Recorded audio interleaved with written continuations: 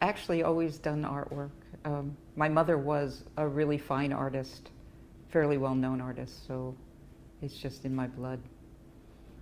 I often hear people say, I can't draw a straight line, or I can't draw, and often it's said that you need to start with drawing, but I don't think that's true. I think that you start with what really moves you, and there are so many different medium that you can work with. You can work out in nature, or you can work with paint or drawing, or it's not that you have to be good at it.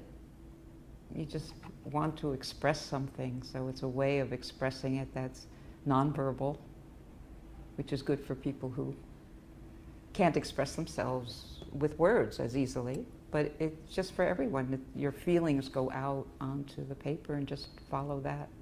Right now I'm working with paper, and I use handmade papers, sometimes printed papers, and I layer them. I also press plants. I go out and collect seaweed and grasses and leaves that have been partly decayed. Sometimes we could just see the lace-like network of the leaves, and I layer those also. So mostly I'm painting with paper.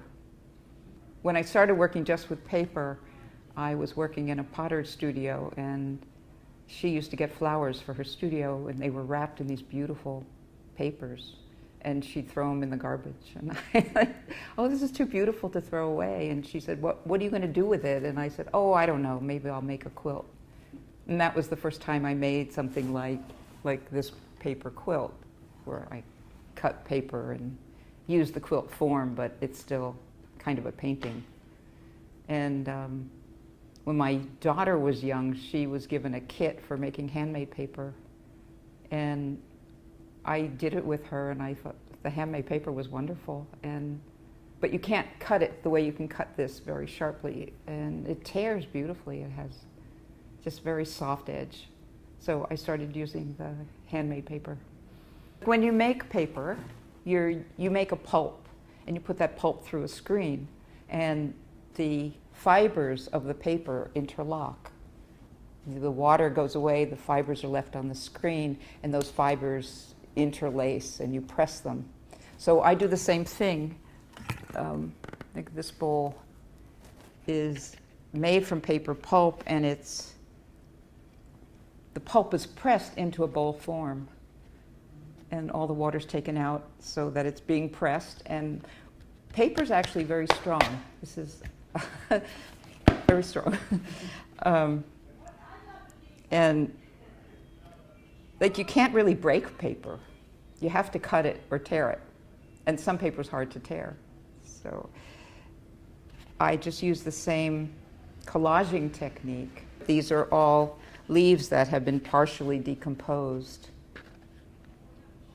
And I titled this show Dancing on Paper because the leaves and the seaweed and a lot of the natural forms that I have in here dance. They're very graceful. And I'm also a dance teacher and a movement teacher, so it's an opportunity for me to combine the two. Mostly what I work with now just comes from the views of looking at the water and the shores that we have across the water, and so the far shore, the close shore, the horizon.